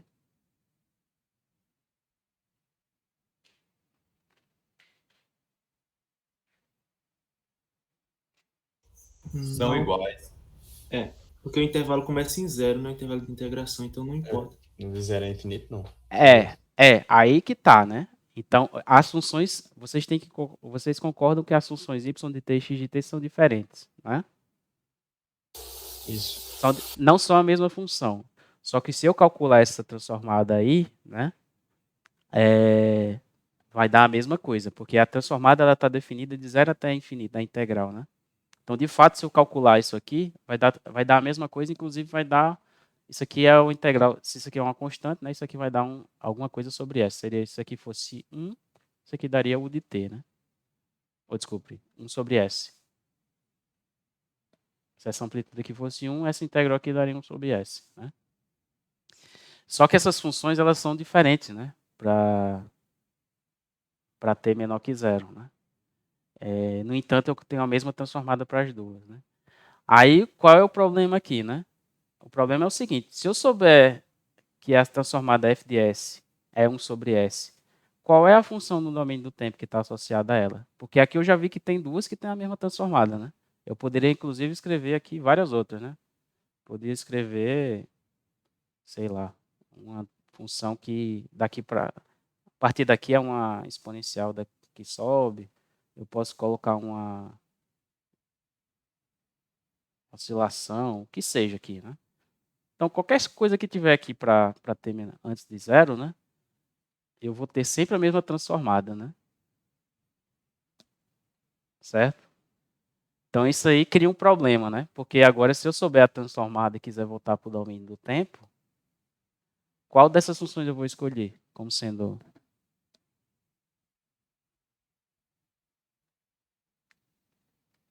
Certo? Captou aí o problema?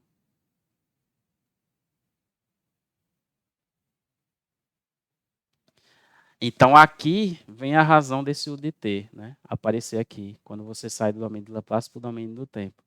E a razão para aparecer esse UDT aqui é porque esse UDT explicitamente diz o seguinte: o que tiver acontecendo aqui para antes de zero, não importa, porque essa função UDT ela vai estar definida, né?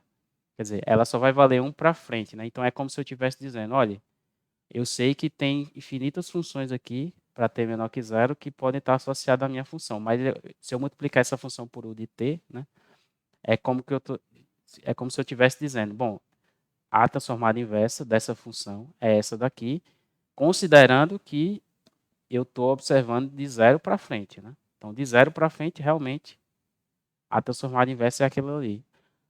Antes de zero, eu não posso afirmar nada, então por isso que eu considero que tudo antes de zero é zero, né? Então, é como se eu estivesse padronizando aqui uma resposta para todos esses casos aqui, né? Todos esses infinitos casos. E a minha resposta é o seguinte, bom, para t menor que zero, a minha resposta padrão é considerar que a minha função vai ser toda e sempre igual a zero, né? Para eu evitar, né, essa questão da definição. Então, toda vez que eu volto do domínio de Laplace para o domínio do tempo, esse u de t aqui está dizendo o seguinte, olha, eu garanto que essa função é essa função aqui de zero para frente, né? Antes de zero, como eu não posso garantir nada, então eu quero que seja, eu vou definir sempre o valor zero para ela, certo? Por quê? Porque essa informação do que acontece de zero não está presente em FDS, né?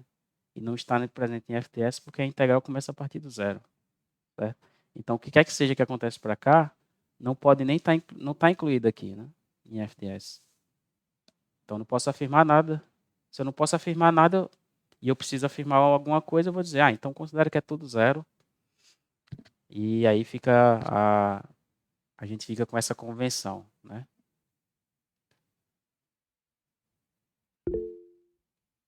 Pode falar, Yuri.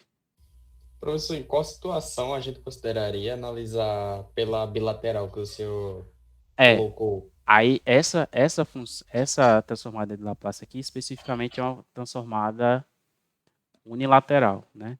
Então, lá em análise de sinais e sistemas, né, quando vocês estiverem estudando isso aqui, né, isso aqui seria um caso de analisar apenas sistemas que a gente chama de sistemas causais, né? O que é um sistema causal? O sistema causal é um sistema que vai responder, né? Agora, entrar no assunto de análise aqui, mas para algumas pessoas aí, vocês simplesmente têm que... O pessoal que está estudando análise vai entender, né? Provavelmente, mas quem não tiver pago ainda pode simplesmente tocar a música do elevador na mente, né? Não tem muita... Não vai ter relação direta aqui. Mas, assim, de fato, essa transformada unilateral ela é definida para sinais que são sinais de sistemas causais, né? Ou seja, que não tem nenhuma resposta antes do presente, né? Que seria o zero. Então, aqui estaria o futuro. Então, o futuro não influencia na saída do sistema. Então, isso é um sistema causal, né? Apenas entradas passadas e presentes influenciam na saída daquele sistema. E aí, essa transformada de Laplace unilateral é definida para esse tipo de sistema, né? Se você definir a transformada bilateral, né? Aí essa transformada bilateral, ela vai seria a integral aqui de menos infinito, né? A infinito. Então, essa transformada bilateral, ela incorporaria, né? Tanto sinais e sistemas causais como sistemas não causais, né? Então, qual seria a utilidade desse tipo de análise? Bom, assim, o que é que se modificaria na análise desse tipo de uma para outra, né? Bom, a diferença é que quando você assumir não causais, né, também você vai ter critérios diferentes para convergência, né? Então, veja que antes você tinha que ter, quer dizer, por exemplo, uma exponencial decrescente, né? Se eu tivesse uma exponencial decrescente, essa integral aqui convergiria para uma exponencial decrescente se eu integrasse de zero a infinito. Já se eu integrar de menos infinito para infinito, a integral não vai convergir. certo? Então, eu vou ter que ter outras condições, na verdade, né? Eu vou ter que achar algumas condições diferentes, né? Para a convergência dessa integral. Então, já começa daí, né? A integral, a transformada bilateral, ela vai ser definida para algumas funções e a unilateral também para algumas funções, mas a convergência vai ser diferente, né? Dependendo da situação, né? Então, provavelmente vai mudar aí a condição de convergência. E as aplicações, né? Aí você vai, quando a gente vai para análise de sinais e sistemas, aí a gente vai ter algumas interpretações específicas do uso da transformada bilateral, né? Certo? Então, isso aí é assunto bem específico mesmo de análise de sinais e sistemas, né? E para a gente estar discutindo isso, a gente teria que estar discutindo causalidade e não causalidade de sistemas, certo? Mas basicamente o que muda de uma coisa para outra, né, é que você vai ter que ter cuidado agora em identificar onde é que essa integral vai convergir, né? Porque pode mudar, né? A transformada unilateral pode ser definida e a bilateral não, por exemplo, né? Para um dado sinal. Então esse é um ponto importante, certo? E aí as interpretações que você dá e você, bom, aí vai depender. Aí a gente teria que estar numa linguagem mais de análise de sinais e sistemas para poder discutir isso com mais clareza, certo? Ok? Bom, mas no final das contas, né? Por que que quando... Espero que tenha ficado claro aí por que é, né? Porque quando eu saio do domínio de Laplace, eu volto para o domínio do tempo, no cálculo da transformada eu só usei informação do que acontece de zero a infinito, então não posso afirmar sobre absolutamente nada do que acontece para antes, né? Para t menor que zero. Só que eu posso ter, né, diversas funções que se comportem de maneira diferente aqui para t menor que zero e se comportem da mesma maneira aqui, então não tenho como amarrar uma função só, né, como tem nessa transformada aqui. Então, para evitar, né, para evitar essa ambiguidade, né, eu amarro, né, de que essa função para t menor que zero é sempre igual a zero, né, para evitar problemas, né, nesse aspecto de definição matemática. E também aqui a gente acrescenta o fato, né? Quer dizer, na prática, o que é que significaria para a gente? Significaria que a gente estaria trabalhando sempre com sistemas causais, que na verdade é o que acontece, né? Então, fisicamente também não faria sentido definir essa função antes de zero, porque quando a gente está falando de sinais e sistemas, né? A gente pode estar falando de um sistema não causal, né? E aí, obviamente, isso aí não casa com... Não vai existir nenhum circuito físico que a gente possa construir que ele vai ser não causal, né? Tudo que a gente conseguir construir com circuitos vão ser sistemas causais, né? Então, isso aqui também está de acordo com essa observação, né, física. Bom, então, no final das contas aqui, né, a gente já passou da hora aí discutindo isso, mas vamos só terminar aqui. Então, essa corrente A, no final das contas, seria... se a gente reescreve isso aqui, né, 16 sobre 6, que multiplica o de t menos exponencial de menos 6t vezes o de t. Então, é isso aí, né? Então, veja que a corrente de A, né? Ela simplesmente vai... Quer dizer, quando o t for para infinito, esse termo aqui vai para zero, né? E vai ficar somente 16 sobre 6, né? Então, essa corrente, ela tem um transiente com essa exponencial aqui, e depois ela se estabiliza com 16, com o valor, né, 16 sobre 6 ampere, né? Ok? Bom, para fazer a corrente de B, a mesma coisa, né? Expansão em frações parciais e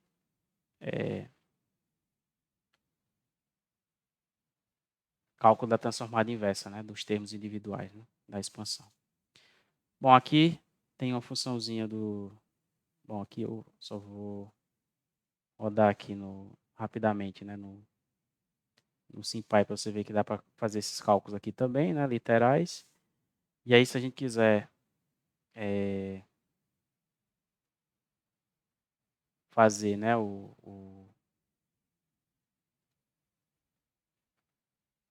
se a gente quiser fazer aqui também no SymPy, né, a expansão em frações espaciais, tem umas funções, tem essa função à parte aqui, que faz o trabalho, né, se a expressão for simples, se for muito complicado isso aqui não vai funcionar, mas as expressões simples ela faz, né. Então veja que a gente tinha 16/6, que é a mesma coisa de 8/3, né. Então menos aqui no termo com S mais 6 e mais aqui no termo sobre S. Então aqui a gente tem exatamente a expansão